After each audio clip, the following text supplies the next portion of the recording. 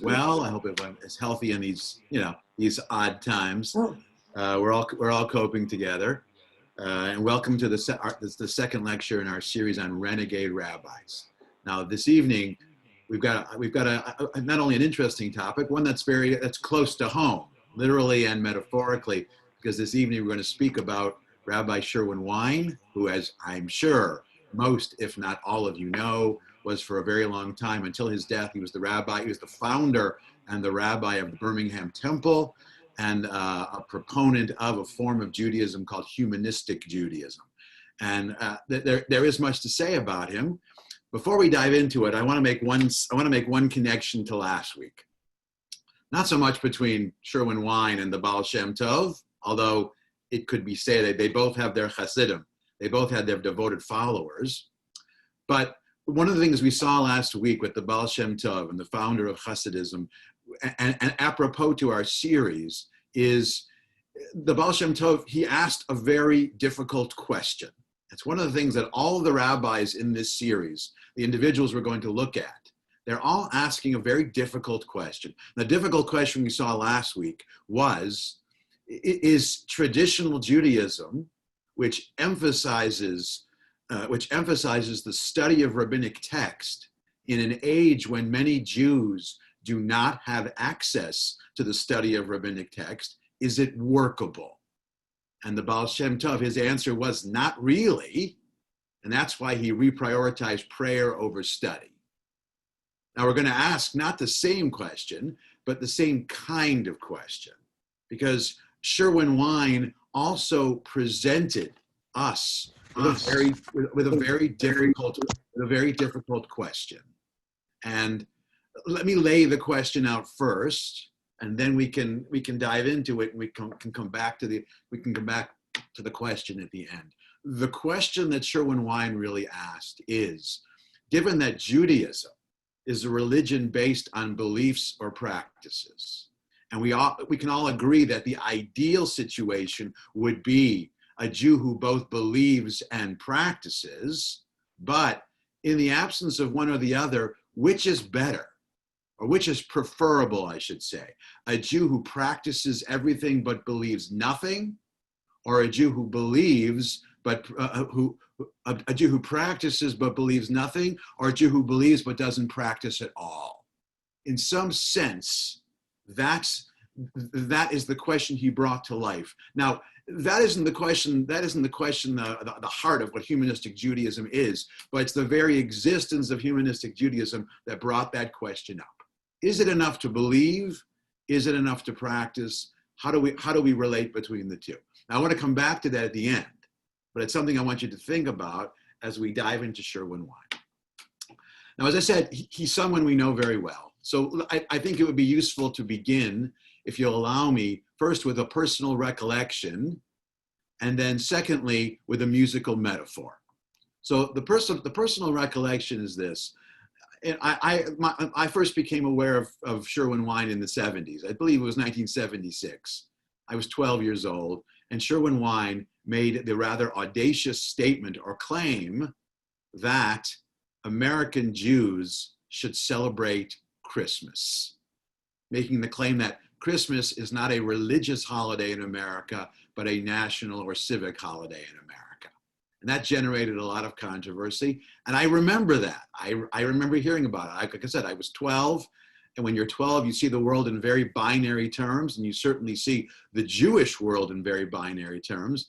And that question really made no sense, or that statement, that claim made absolutely no sense to me as a 12-year-old who was raised both to believe and practice as a Jew. And in many ways, that was a part of the controversy surrounding Sherwin Wine. And we're going to deal with the issue of his view on Christmas. But that's not the larger question he raised. The big question, and the real source of his own controversy, was the notion that you can be a Jew and an atheist at the same time. You don't have to believe in God to be a Jew. In fact, you don't have to believe in God to be a fully committed, a complete Jew. That was his claim. That's a claim he defended for many years. And I will say, it's one of those instances where you divide between what you believe in your heart and what you know as an intellectual in your head. Based on what I personally believe in my heart, it makes no sense. But I have to be honest, as a historian, as someone who has studied Judaism in all of its development and its complexity for a long time, when you look deeply enough, there's actually a sensibility to what he said, or at least a context. And that's what I want to explore. So the big questions, the big controversies he raised, and apart from Christmas as a national holiday, and you don't have to believe in God, the corollary to you don't have to believe in God was this notion a symbolic act at the Birmingham Temple in which you don't pray to God, you pray to Adam. And we'll talk about what that means. But he was a controversial figure for that reason. Now, let me then continue with this musical metaphor, because there's a musical metaphor I've heard that I think is very apropos here. Now, when you think about classical composers, it's a classical musical metaphor. When you think about classical music composers, some musicologists, they divide classical composers into two categories. One they call innovators, and then the other they call perfectors. So there are some classical composers who came up with new musical forms, new way to present the music, and others who perfected existing musical forms. So an example of a musical innovator in the Western classical tradition would be Bach, who really made counterpoint something and tonality something. And he basically invented sonata form, okay? Beethoven was another innovator. Schoenberg, another innovator. When we talk about perfecters of classical music, the classic example is Mozart. In Mozart's music, there was nothing original. The tunes were original. All Mozart did, and what made him as remarkable as he was that he perfected the musical forms and ideas and methods that he had inherited from Bach and other composers. He brought this musical form to its absolute perfection. We could say the same thing about Brahms and the same thing about Mahler. They weren't introducing anything new. Now, I make this musical analogy because to understand Sherwin Wine, you have to understand first that there was nothing original in what he said or what he wrote. There was nothing original. And I don't mean that as a criticism. Like Mozart, Sherwin Wine was a perfecter of existing ideas in the corpus of Jewish thought, theology, and philosophy. Is someone unmuted? It's reverbing back at me a little bit. So to really get this sense, we're going to look at three roots of Sherwin Wine's thought, three sets of ideas that he not only he improved on or he developed, but he also wove them together. And the three are going to be a 17th century philosopher named Baruch Spinoza, an early Zionist thinker named Beth Ahm, Astrid Ginsburg, and the founder of Reconstructionist Judaism, Mordechai Kaplan. I put their pictures so you can see who they were. Okay. But one thing before we dive into that, one of the other important things to understand Sherwin Wine's approach to Judaism is I have to teach you a little bit of sociology here. Sociologists of religion, and especially sociologists of Judaism, they divide between two dimensions of a religious faith. One they call orthodoxy, small o, not the Orthodox movement, orthodoxy, small o. The other is orthopraxy. Orthodoxy means, well, the word ortho in Greek means straight, like orthodontist means straight teeth, or orthopedics means straight bones or straight feet. And doxis means path or way. It's like the Yiddish word vague. So orthodoxy means one straight path, one set of ideas. It's the notion that to be part of a religious faith, you must believe certain things. Orthopraxy means one set of practices.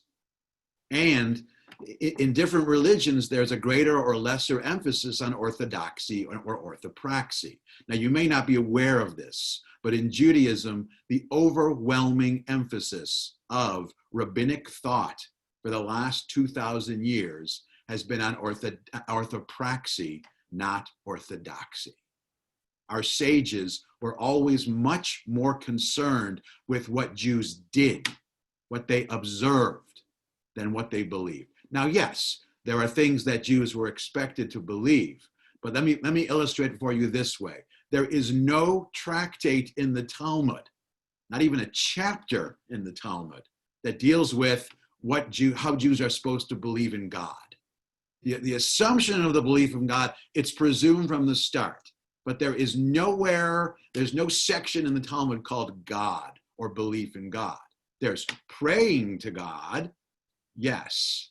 There are names of God and maybe even attributes of God, but beliefs, if you want to understand what Judaism says you have to believe, you'd have to comb through pages and pages of the Talmud to compile that list. So the Talmud is a collection of discussions about orthopraxy, overwhelmingly 90% orthopraxy, maybe 10% orthodoxy. Similar, most codes of Jewish law deal far more with orthopraxy than orthodoxy. For example, in the Shulchan Aruch, the 16th century code of Jewish law, like the Talmud, there is no section on Jewish belief. It is what you do or don't do as a Jew, not what you believe or don't believe. Now, the one law code that's the exception that kind of proves the rule is Maimonides' Mishneh Torah. Now, Maimonides' Mishneh Torah, this is his 12th century code of law. And what makes Maimonides unusual, what his code of law unusual, is the first section of Maimonides' code of law is a section of unbelief. It's called Sefer Madah, the book of knowledge. And one of the things that Maimonides uniquely does in that law code is to compile a list of what every Jew is expected to believe, including the belief in God and the authority of the rabbis, the coming of the Messiah, reward and punishment, that conventional list. Now, why do I say that it's the exception that proves the rule? Because Maimonides, when that code of law was published, including that list of beliefs, it generated a controversy in the Jewish world that nearly divided the Jewish world. Maimonides including this small o orthodoxy in his code of law was something that simply most Jews and certainly most rabbinic scholars were uncomfortable with. Belief is something that Jews were expected to do, but belief was supposed to be something individual and supposed to be something personal. Practice was something public and communal. Things you did, we did together in the synagogue or in the street or wherever we were. So Judaism has been a religion of orthopraxy. And so if there was an individual in the past, like Sherwin Wine, who didn't believe in God, as long as you didn't make a big public statement about it, as long as that belief in God was only in your heart of hearts, there really was no penalty for it, at least not in this world. There were some rabbis who believed maybe in the world to come, you might be penalized. But let me be very clear. A Jewish atheist could have an aliyah in the synagogue. A Jewish atheist could be ordained a rabbi. There was no belief litmus test in Judaism. It was about orthopraxy. And this is why we see someone like Sherwin Wine. This is a distinctly modern phenomenon, because it's in the modern world when Judaism becomes a religion, when it begins to remodel itself after other religions, especially in Europe after Protestantism, where there is a greater emphasis on belief as the centrality to Judaism. And as Jews become less observant, they become less beholden to orthopraxy, there's a greater emphasis on orthodoxy, small unbelief, as opposed to practice. Now, that's an important piece of background to understand Sherwin Wine. So let's turn to these three individuals whose ideas really informed his own: Spinoza, Beth Ahm, and Mordechai Kaplan. What did he glean from each? And how did he take the ideas from each, weave them together into what became his humanistic Judaism? Let's start with Spinoza. Spinoza is a very interesting story. He's a lecture unto himself. He's a course unto himself. He was a 17th century Jew who lived in Amsterdam. The short version of the story is his family was descendant from crypto-Jews, Jews who had come from Spain or Portugal, had converted to Christianity, and for several generations had been Jewish secretly, until in Amsterdam they were allowed to come out of the closet and begin to, so to speak, and begin to practice Judaism openly. But like other Jews in 17th century Amsterdam, when they returned openly to the Jewish community, they had a problem, and their problem was, for several generations, living overtly as a Christian and secretly as a Jew, they weren't able to practice anything. For them, being Jewish was studying the Bible, which a Christian could do. So as a secret Jew, you could do. And basically the belief in one God, which it also more or less shared in common with Christianity, and the ethical tradition of Judaism, what we would call ethical monotheism. So for Spinoza, that whole range of practices, of observances, he deemed it to be non-essential, because in his own experience, he and his family, they felt Jewish for several generations, even though they weren't practicing Judaism. Today, in the 20th century, there were scholars who called him a cardiac Jew. He was a Jew because he believed he was a Jew in his heart. Keeping kosher, Shabbat, holidays, all the rest of that was meaningless to Spinoza. And this led Spinoza to construct a particular conceptualization of not only how Judaism is put together, but how religions in general are put together. Spinoza divided Judaism and other religions, by which he really went Western religions, Judaism, Christianity, Islam. He divided them into two parts. He said all religions are made up of two things. One he called natural law, the other he called dogma. Now, Spinoza defined natural law as those aspects of a religion that we can understand through reason, through human reason. In other words, Spinoza said, did we really need God to tell us not to kill each other? Wouldn't we as a species have figured that out at some point? And if we hadn't, we would have disappeared. You don't need revelation to understand that. Ditto, in Spinoza's mind, the entire corpus of ethical teachings, the entire notion of being kind to strangers, being kind to the poor, being respectful of your parents, all of those ethical teachings in Judaism, Spinoza called natural law, because he believed that revelation from God was not necessary in order to know them and understand them. Human reason was enough. Now Spinoza also added the belief in God to that list. He was a contemporary of Descartes, who had derived the belief in God. It's a long story, but Spinoza's belief in God was a very narrow belief in God. Spinoza's belief in God, I believe I put it on your text, so let me share that for you. Oh, Tova, you have to enable my ability to share a screen. Okay, just give me 1 second. Okay. Spinoza's belief in God, we would describe it as the deist belief in God. Deists were people who believed that God was the great watchmaker, the great clockmaker. He had set the world in motion, but beyond that, that was more or less the end of God's participation in history. I'm having trouble opening this. Hold on 1 second.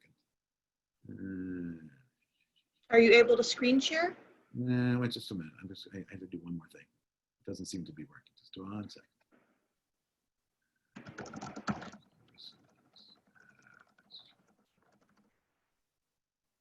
No, I don't think I'm going to be able to. Oh.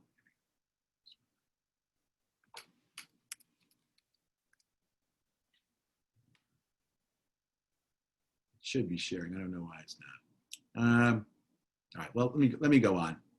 For those of you who don't have this, Anna, just listen. And Spinoza shared this deist notion of God.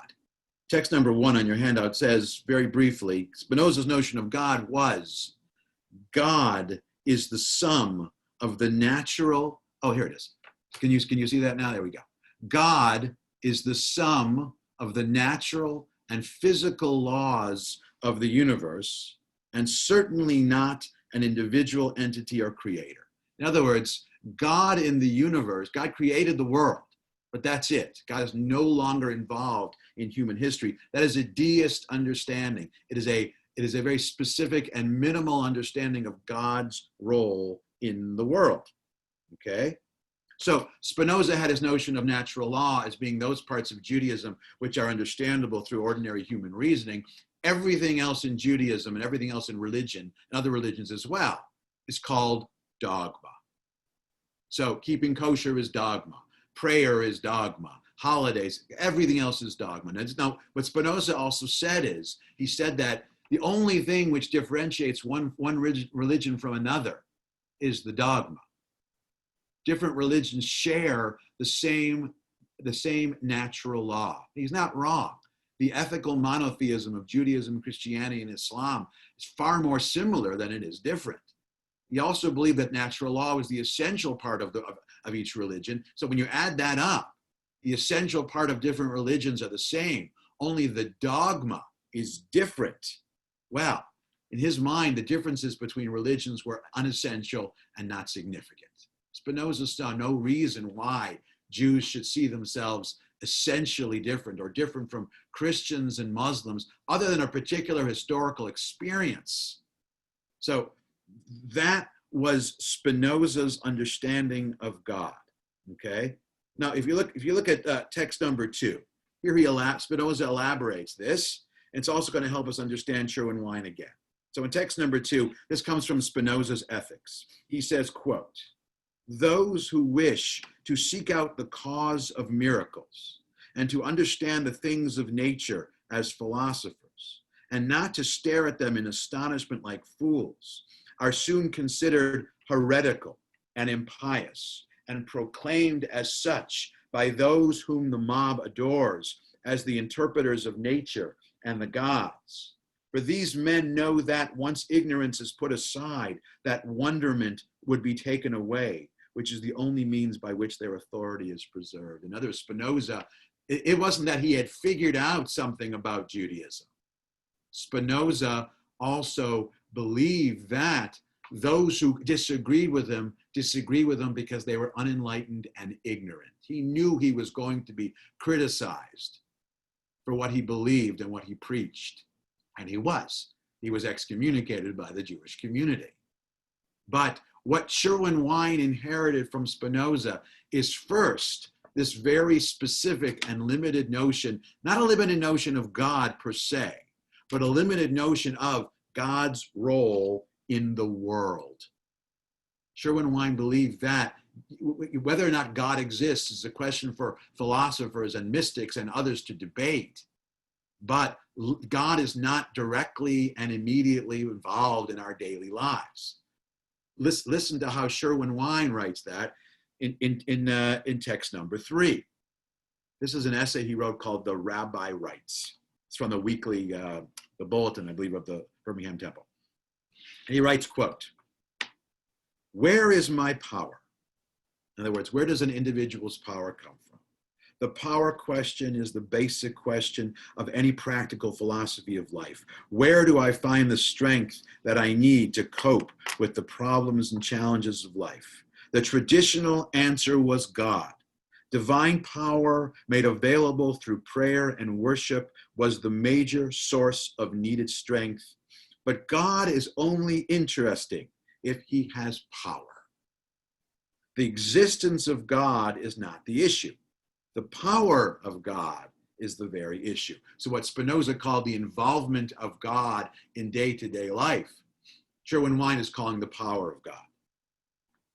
If God has no power to give me in my hour of crisis, then his existence makes no practical difference. And here he's going to explain something crucial in understanding what he means by humanistic Judaism.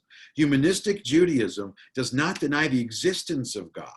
It simply denies that the power that is available to me in my moment of need is a divine supernatural power. For humanistic Jews, the source of power and strength is human. Human power comes in two forms. There is the personal power of me as a person and as an individual. There is also the collective power of friends and community who offer me their support. In the end, God or no God, that is the locus of my power. Training the power and celebrating that power is more important than prayer and worship. It is the foundation of my dignity and self-esteem. Now, this is a very Spinozan understanding of God. For Sherwin Wine, like Spinoza, whether or not God exists or not is not the question. The question is, what is the source of agency in your life? Do you control your destiny, or does God control your destiny? And here I return to this notion of Sherwin Wine asking an important question in an important context. Because in the same way that the Baal Shem Tov was creating a new approach to Judaism at a time when most Jews couldn't study, Sherwin Wine is writing this in the second half of the 20th century, when there are many Jews who are having a lot of trouble believing in God. And there are many Jews asking the question, if I don't believe in God, is any of the rest of it worthwhile? And what Sherwin Wine is saying, it's your human ability to define your own destiny. That's the important thing. The God question is a secondary question. But I would further say that Sherwin Wine, placing the God question off to the side, as opposed to front and center, is very much consistent with this notion of, with Judaism emphasizing practice and belief. Now, he didn't buy into the practice and belief either, but that's a different story. But where he situated God in Judaism is not altogether different from where God was traditionally situated in the corpus of discussions about Judaism. In an odd sort of way, an almost ironic sort of way, a non-practicing Jew like Sherwin Wine didn't dwell on God that much, but frankly, neither did the rabbis of the Talmud. Therein ends the similarity between the two. We're not going to push this too far. So that's Spinoza. There's influence number one. The second influence is Astrid Ginsburg, also known by his pen name Beth Ahm. Now, here's the thing about Astrid Ginsburg. In the corpus of Zionist thought, he came to be known as the father or the founder of cultural Zionism. Yes, he believed, like Herzl and others, that Zionism was about founding a Jewish state in Palestine and about building settlements and all of that. But his main contribution to Zionism wasn't about that. In Beth Ahm's mind, the two main threats facing this Jewish survival, one was anti-Semitism, the other was assimilation. And for Beth Ahm, assimilation was the main challenge to Jewish survival. Anti-Semitism was number two, still number two. And he was very much worried. He lived through Russian pogroms. He was very much worried about it. But he said the real threat to Jewish survival is assimilation, particularly in those countries where Jews have become citizens, like Western Europe and America. And he believed that the reason assimilation was such a challenge to Jewish survival is because Jewish identity in the modern world was becoming more and more watered down. It was becoming thinner. As Jews gained access to open societies and had alternative things to think about, and alternatives to being part of the Jewish community, Jewish observance was plummeting. And in his time, to turn to the 20th century, he was seeing it beginning to happen in Eastern Europe as well. Remember, he lived in Odessa. Odessa was unusual among Jewish communities. It was in Russia, but it was very Western. But he believed ultimately all Jews, even Jews in the shtetl, as they encountered modernity, their sense of Jewishness would diminish unless they were given some alternative identity. And in Beth Ahm's mind, long story short, he invented what we would now call secular Jewish culture. In other words, Beth Ahm introduced the following possibility. Previously, one's Jewishness, one's Jewish identity was directly tied to how observant one was. And the word for a non-observant Jew was assimilated. But Beth Ahm said, no, the reality is there are many Jews. He knew many Jews who were non-observant, including himself. And I don't mean religiously lax. I mean totally non-observant, who had a strong sense of Jewish identity, Jewish pride, and connection to the Jewish community, what sociologists call a thick identity as opposed to a thin one. And Beth Ahm said, for these Jews, defining Jewish identity in terms of religious observance is missing the point. These Jews have a strong connection to being Jewish. Apart from being religious, they are secular Jews. Now, if you don't, what secular Judaism came to mean was really the Judaism of Tel Aviv. If you're a Tel Avivnik, what makes you Jewish, and I'm generalizing here, yes, that not all Tel Avivniks do nothing. But if you're a Tel Avivnik who never goes to shul and goes to the beach on Shabbat and Rosh Hashanah and doesn't really think twice about keeping kosher, you still have a strong sense of Jewishness because of, first, the Hebrew language, and secondly, your connection to a long Hebrew culture. It's cultural in nature. And Beth Ahm saw that entirely as a fully developed and strong form of Jewish culture and Jewish identity. And in his mind, he revalued everything about traditional Judaism in non-religious terms. So for Beth Ahm, the Bible, the Torah, was not a book of religious guidance. It wasn't religious. The Bible is the great historical narrative of the Jewish people. The Talmud is not a book of religious guidance. The Talmud is the great story of Jewish survival in the diaspora, and so on with all these other important religious texts. And Beth Ahm understood Judaism in non-religious terms. So Beth Ahm didn't live to see the state of Israel, but if we could take him to Israel today and show him what Shabbat looks like in Israel, that the fact is, in the state of Israel, Shabbat is a national day of rest for most Israelis, not a religious day of rest. He would say, that's exactly what I had in mind. Revaluing Judaism in non-religious terms. It's something that Sherwin Wine did too.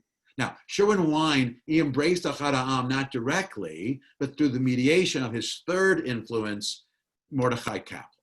Now, Mordechai Kaplan is best known as the founder of Reconstructionist Judaism. And, I actually almost included him as one of the renegades in this series, but, I was only allowed to choose 4. But with Mordechai Kaplan, his basic premise for Reconstructionist Judaism, similar to Beth Ahm, is he said that in the open society of America, in this unprecedented land of opportunity for Jews in so many ways, Judaism in its current state, Kaplan believed, will never survive.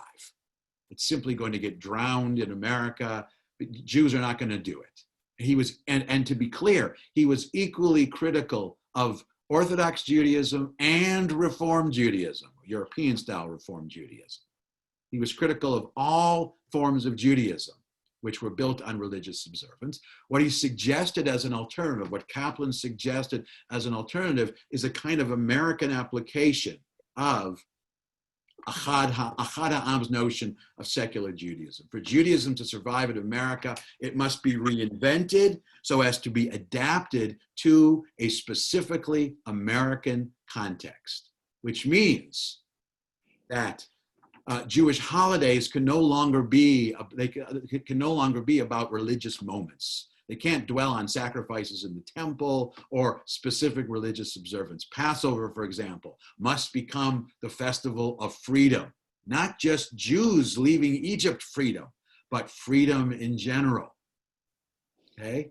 Yom Kippur isn't only a day where Jews sit in judgment for their transgressions. Yom Kippur also has to be a day where Jews dwell on larger notions of social justice. This was a Kaplan notion, also which Sherwin Wine embraced. Now, at the outset, I said he took the ideas of Spinoza and Astrid Ginsburg and Mordechai Kaplan in some ways, he wove them together and he pushed them further than any of these others had done. This is what makes him a bit radical, and this is what really makes him a renegade. Because one of the things that Mordechai Kaplan and Beth Ahm and Baruch Spinoza had in common is they never fully broke with the idea that God is part of Judaism in the traditional sense. Sherwin Wine came out and just said it. He basically said it's just not that important. Now the others you could infer from what they said, but Sherwin Wine came out and say it flat out. Now, on the question of did he believe he was an atheist? Did he believe that humanistic Judaism is atheistic? No, he was more in the lines of an agnostic. The difference between an agnostic and an atheist doesn't believe in God. An agnostic admits that he or she is not sure one way or the other, and he's waiting for evidence. But short of actual evidence of the existence of God, no believing in God. You know, if you ever saw the movie Contact with Jodie Foster, she's a quintessential agnostic. There's no evidence one way or the other. That is Sherwin Wine, okay? Now, it also informs how he conducted the Birmingham Temple, the service of the Birmingham Temple. So, you know, in a way, it's interesting. His own trajectory as a Jew, as an individual, in retrospect, seemed to be leading there. You know, he was, as you know, he was born in Detroit. His parents were immigrants. He grew up at a congregation, Sharet Tzedek, the one, I forgot that, I want to say it was on Fairfield, but that's probably wrong. Someone can fact check me on that. He had that conservative Jewish upbringing. As a young man, he began to read philosophy and criticisms of religion. He began to read some of these ideas, and he became uncomfortable with conservative Judaism, especially, well, in Spinozan terms, the emphasis in conservative Judaism on dogma, observing commandments, which, remember, Spinoza had rejected, or at least dismissed, and Sherwin Wine was also becoming skeptical. So as a young man, you know, apart from military service, he was ordained a Reform rabbi. Initially, he thought that in the Reform movement, he would find a purer Spinozan form of Judaism, but what he wound up discovering about Reform Judaism is that was merely, well, it also had emphasis on dogma. It also had emphasis on religious practice, simply a different sense of what that religious practice was. And so in the early 1960s, in 1963, he broke with his Reform congregation. First, he founded a new congregation in Windsor called Beth Ahm and tried this experiment there. Eventually, he made his way back and founded the Birmingham Temple. But from the get-go, he and his followers, they continued on what we can only call at the time was an experiment in, well, agnostic Judaism, or Judaism without God, which was the title of one of his first books, Judaism Beyond God. What did that mean in the practical terms of a congregation? For example, he didn't put the Sefer Torah in the congregation, in the sanctuary. He put it in the library. Notion being that the Sefer Torah is not something associated with prayer, praying to God, because there is no praying to God, because God is not that relevant to day-to-day life. The Torah was a source of knowledge and study, so it belonged in the library with the books. There's an odd logic to that. Then there is this notion of not praying to God, but praying to Adam. Now, this is something that has been misinterpreted. By praying to Adam, he didn't mean that they pray to a person called Adam. He didn't mean they were praying to Adam in the Bible. Really what he meant was they were not, instead of praying to God, they were meditating on the importance of the human spirit. Adam in the sense of being human being or humanity. And like he had indicated, the source of human strength derives from the human spirit, the possibility of human beings affecting their own lives and their own fates in one direction or the other. You don't pray to God to do that. But what he was also creating in the Birmingham Temple, and I think this is an important element to the story that his critics often missed, is that one of the things I think he really hit on is that in late 20th century America, the most American Jews had embraced the notion of religion as being something voluntary. there was really no religious coercion anymore. I mean, once upon a time in the medieval Jewish community, the leaders of the Jewish community, both rabbinic and lay, they were empowered by the state to make observance and affiliation with the Jewish community mandatory. But in the modern world, that right, that privilege disappeared. The challenge of communal leadership for the last several centuries has been leadership in the age of religious volunteerism. Jews get a choice. And so in retrospect, we see one of the best ways to make sure that the greatest number of Jews remain involved and remain connected and affiliated is to make that choice as broad as possible, to present Jews, a Jewish community, with as broad a menu as possible. If you only have, let's say, for example, if the only choices on the menu are, let's say, Orthodox, Conservative, and Reform, that sort of basic Neapolitan Judaism, what about Jews who aren't comfortable in any of those three? What to do with them? What are they to do? Especially once they don't have, the family connection, or they don't belong to a congregation, or they're new to the area. The notion is the more choices, the more choices, the better. And in that context, humanistic Judaism is an important alternative. For Jews who have given up on believing in God, the possibility of and certainly don't believe it in religious observance, the possibility of congregating, of meeting with other like-minded Jews, even if you're not praying in the classical sense, that has value.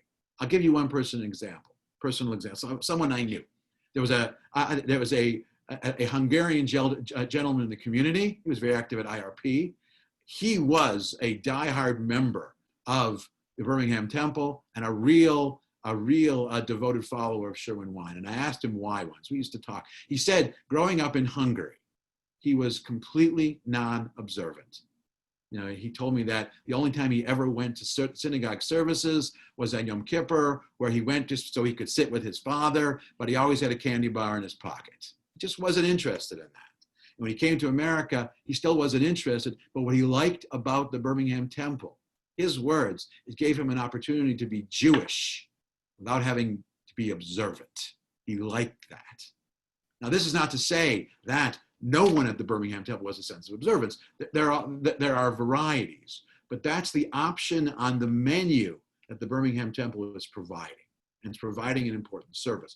But having said that, it's also not hard to understand why Sherwin Wine would not only have his critics, he would have his severe critics. He was branded a heretic, which makes perfect sense, because really, in the history of the Jews, there are the two easiest ways to get branded a heretic. First is to publicly deny the existence of God.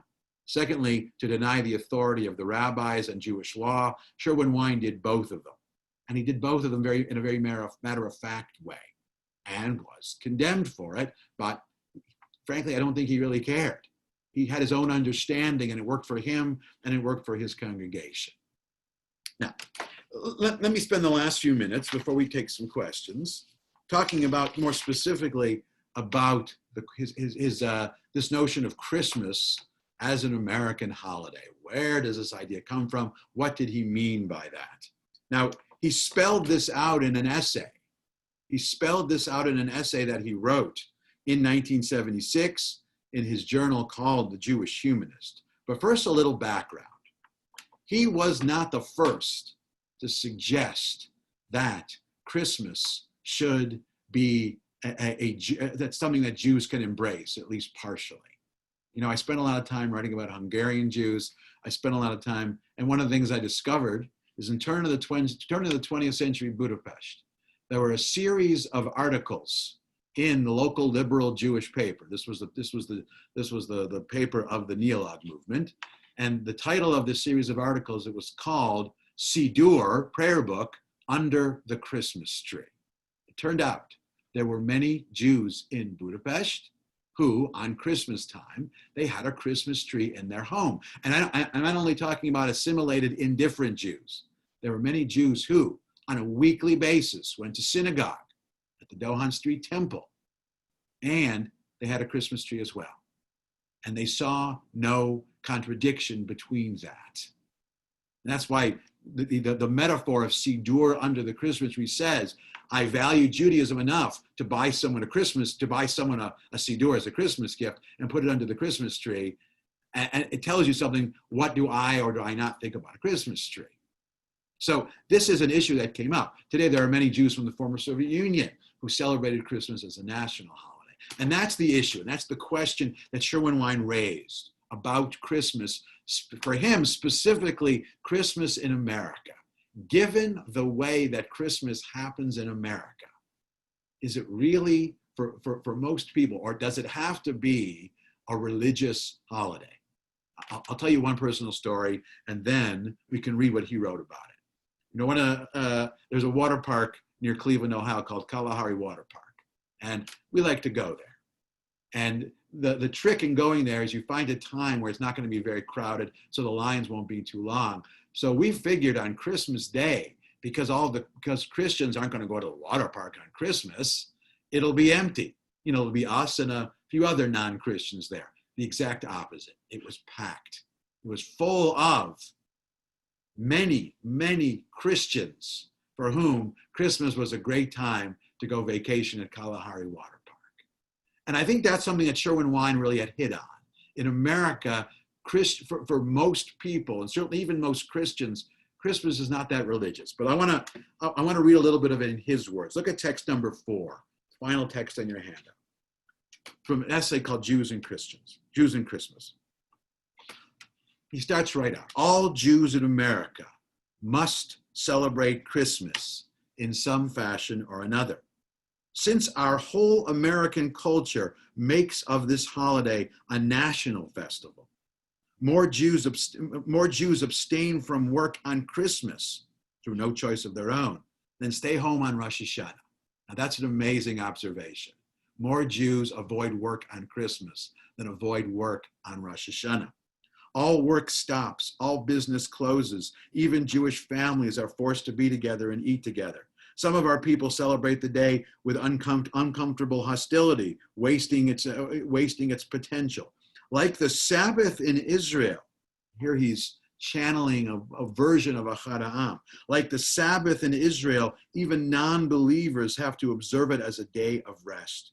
If we are honest about the holiday season, we never ask, should Americans celebrate Christmas? We rather inquire, how should American Jews celebrate Christmas? You see where this is going. He is not telling Jews to go to church. He is not telling Jews to embrace anything religious about the holiday.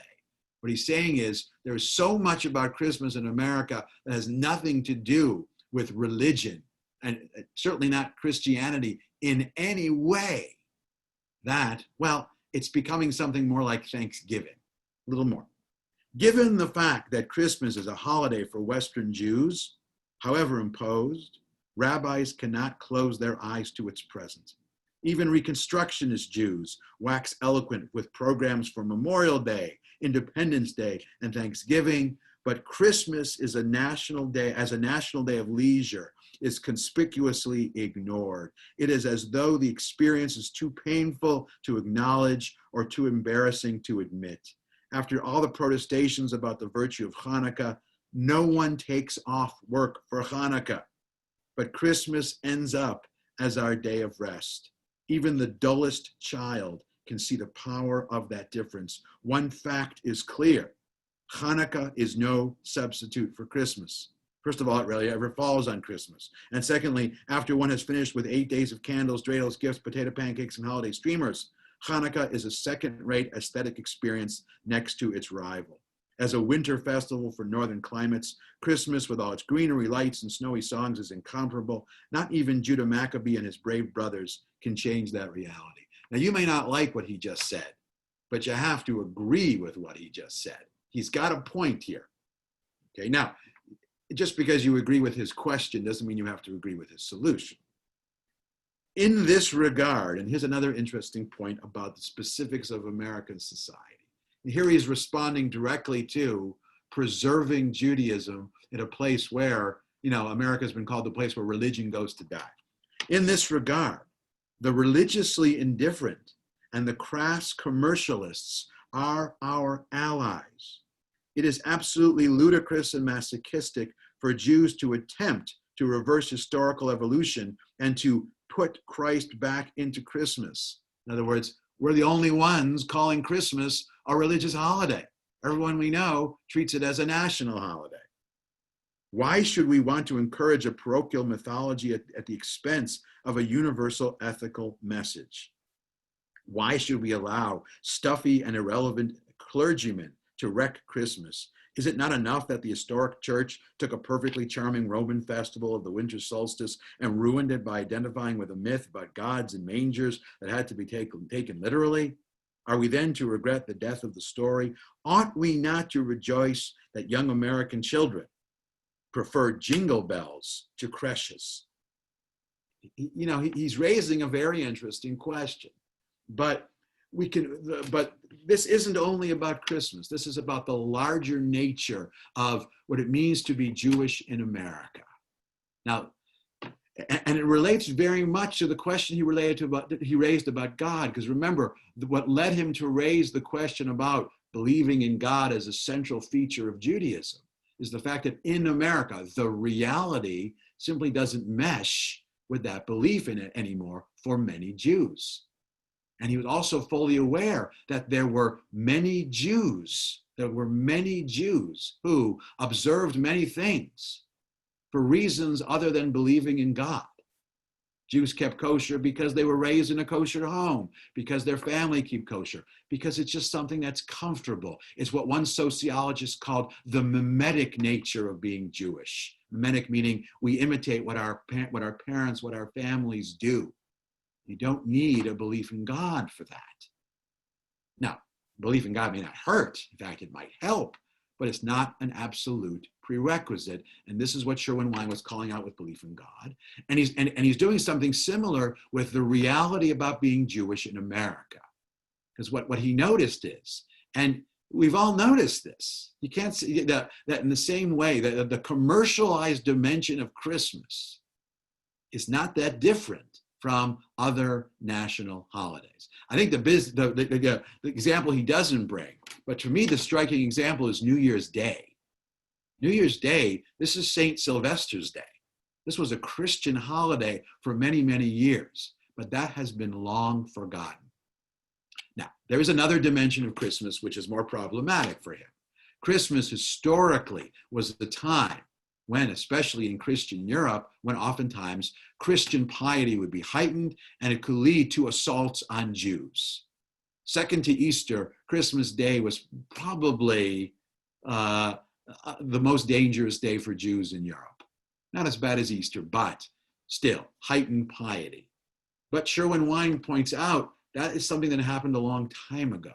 That may not be as relevant to America, where Christmas means something very different, where a surge of Christian piety is simply not the essence of Christmas in America.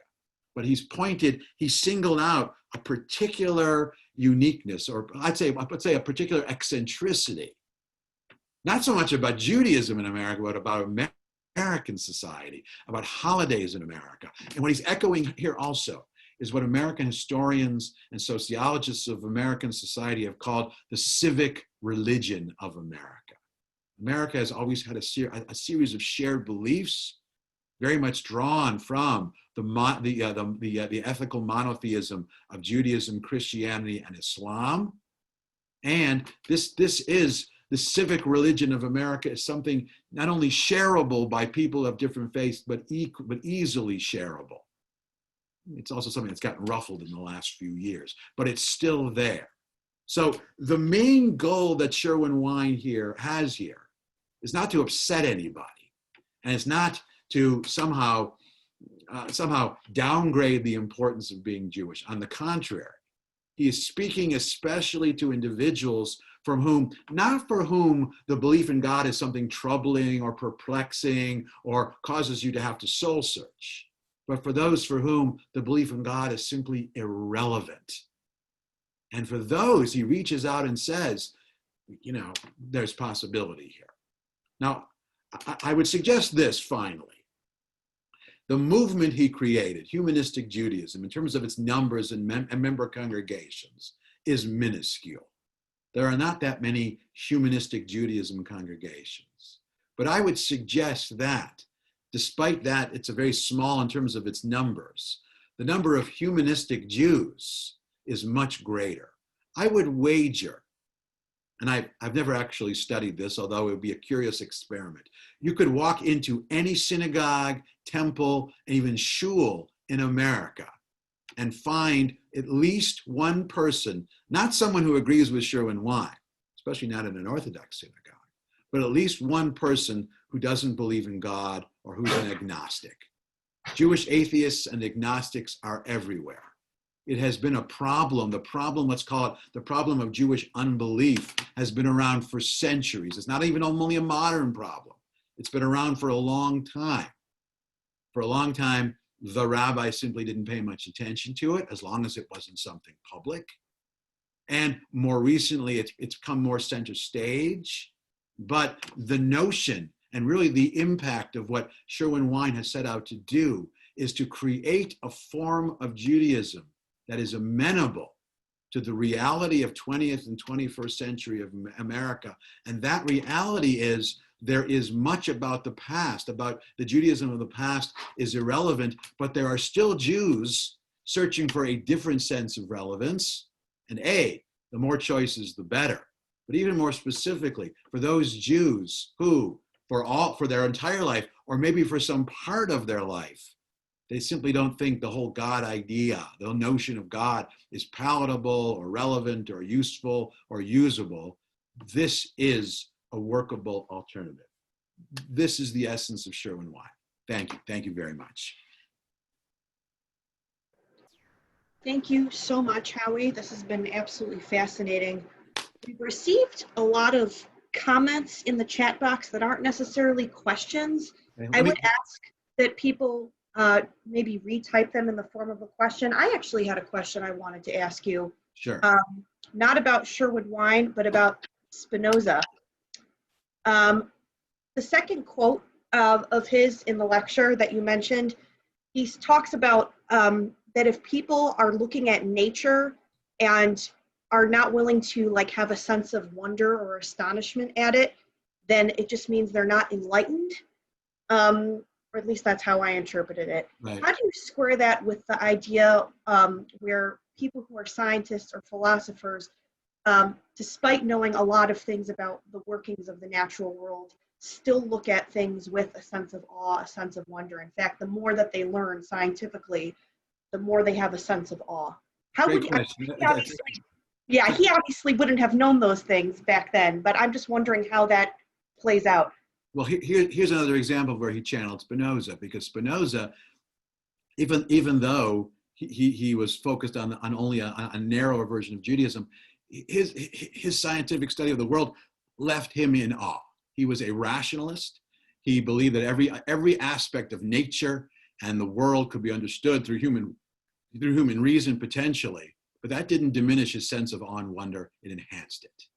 And for many philosophers and scientists, and I think people in the world of medicine, the more you learn about how the world works, the more amazed you are about how the world works. You know, if you're someone who is a pediatrician or someone who studies the human body or bones, you realize how complicated it is for a child to take a step. You realize the almost miraculous nature of that. So one doesn't necessarily have to belie the other. Now I see a couple of questions in the chat. So why don't I look at a couple of these questions? Here's a good one. This notion that there's really no belief of God in Judaism or in the Torah. The Ten Commandments starts with the belief in God. Yes, it does. And after that, you have to look long and hard to find somewhere else about the belief in God.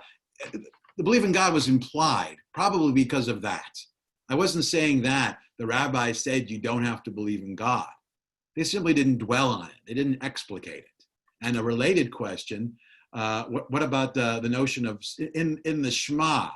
What the how one recites the Shema prayer is in the Talmud, yes, but it's how you recite the prayer. It's not the belief in the prayer.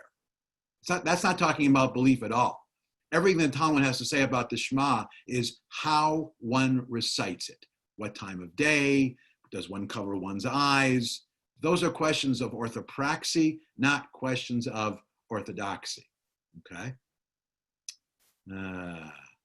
Here's a question about following up about Hanukkah and Christmas. Is Hanukkah our Jewish Christmas? No.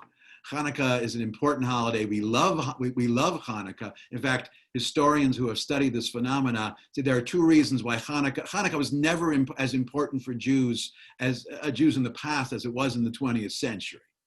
It became popular for Zionists because it became a holiday of liberation.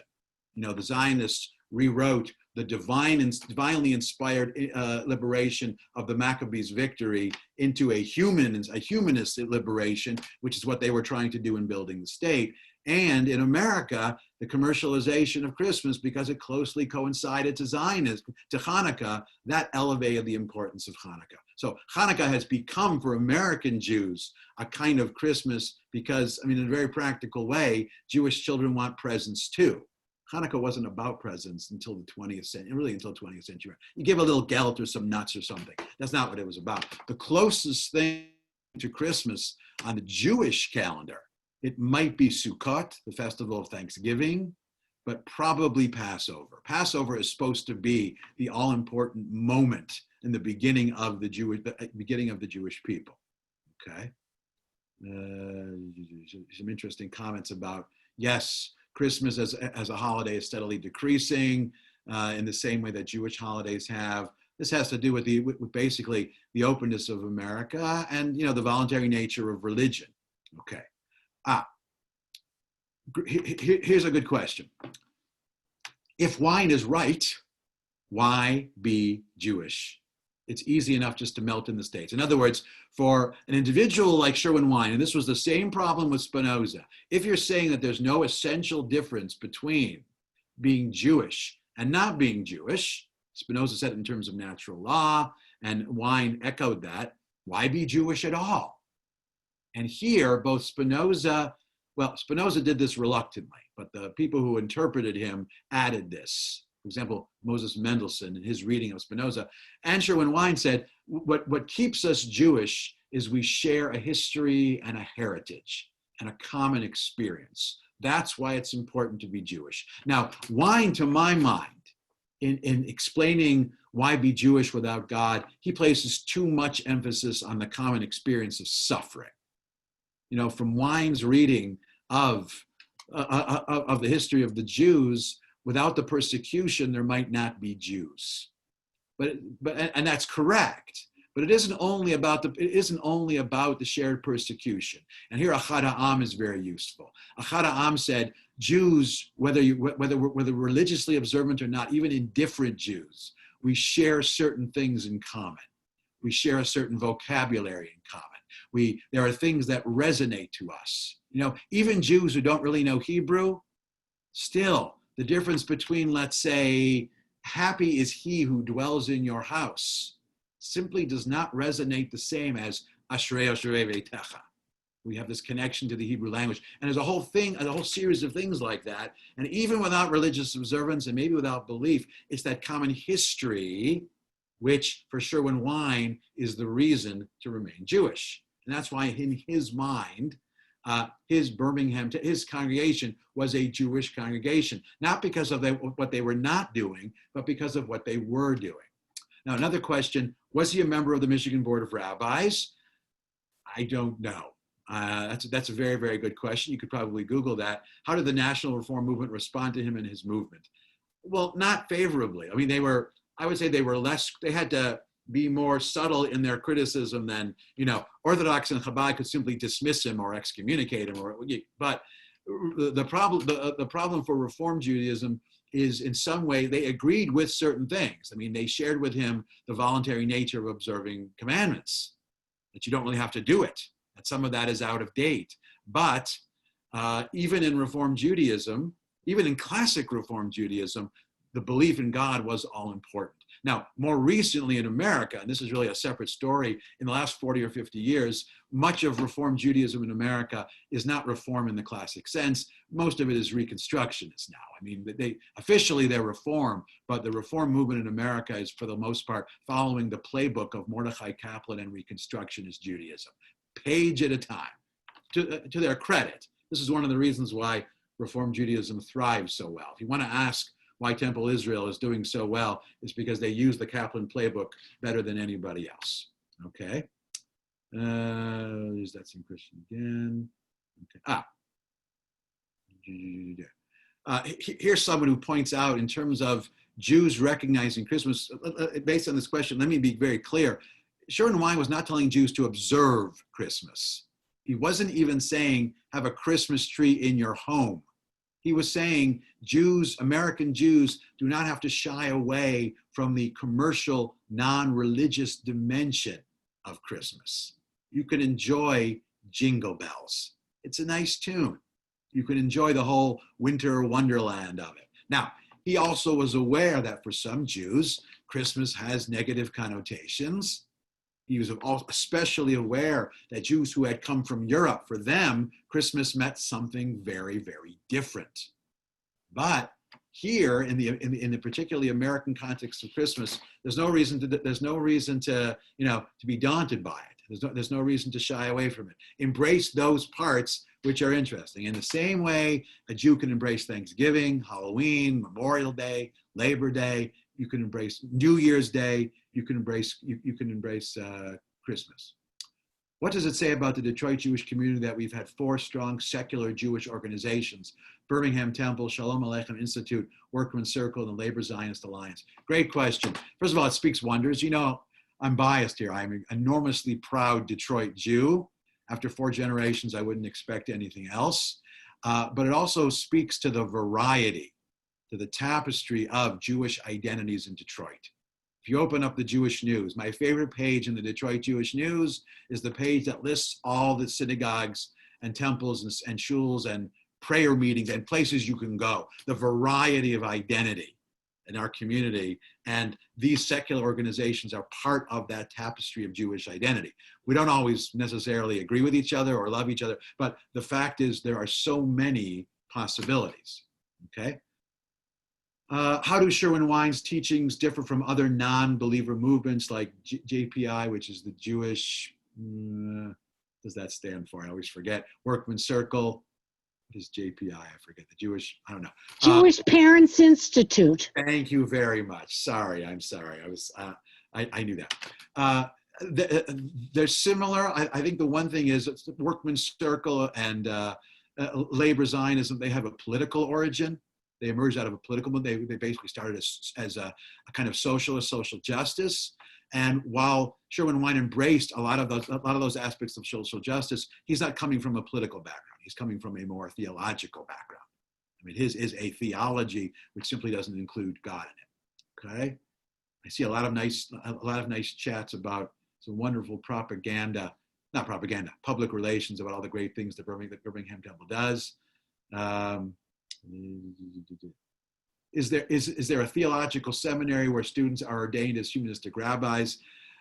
I don't know if there's a seminary per se, but I think the ordinations, it's more master and disciple, I believe, where Adam Chalom, who was Sherwin-Wine's replacement at the Birmingham Temple, at least the one before the current one, he was, I think he was ordained by Sherwin-Wine, but I think there might be one now, okay? They do it right there. I actually was at an ordination a year or 2 ago where a friend of my kids was studying. He actually was killed in an accident while he was doing a documentary in Africa, and they gave him a posthumous ordination, so I went to it, and several other people were ordained at the same time. Okay, one last question. This is a great question to end on. What about Chinese restaurants on Christmas? The phenomenon, I assume, of Jews going to Chinese restaurants on Christmas, is this what Sherwin-Wine is getting at?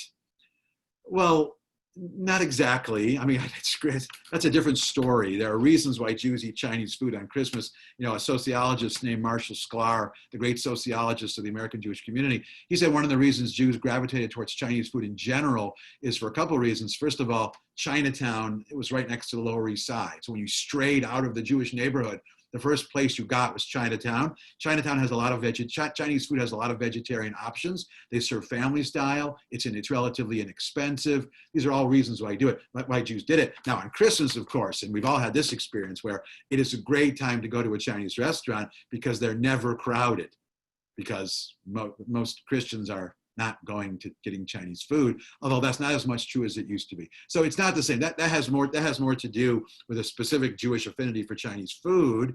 Jews aren't going to eat Chinese food as a way of acknowledging Christmas. It's something that's convenient to do on Christmas, as opposed to an aspect of the actual Christmas celebration. It's something Jews can enjoy.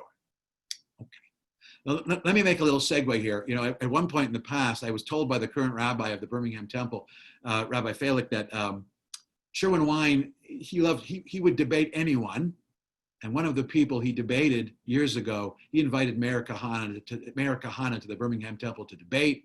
And at least according to the members of the temple that I have spoken to, Sherwin Wine mopped the floor with Mayor Kahana. Which is a useful segue for us. Their views of the world were very different.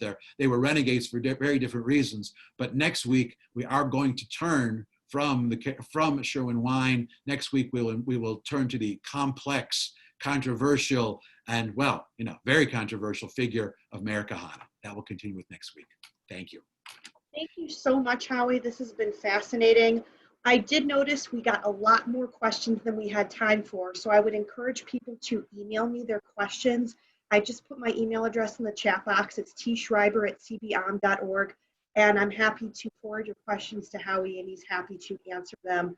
Again, this was so fascinating. Thank you so much, and we're looking forward to seeing all of you again next week, same time, same place, and it's bound to be really interesting. Thank you. Thank you, everybody. Well done. Interesting, very interesting. Safe and healthy. Be safe and healthy. Amen. Amen.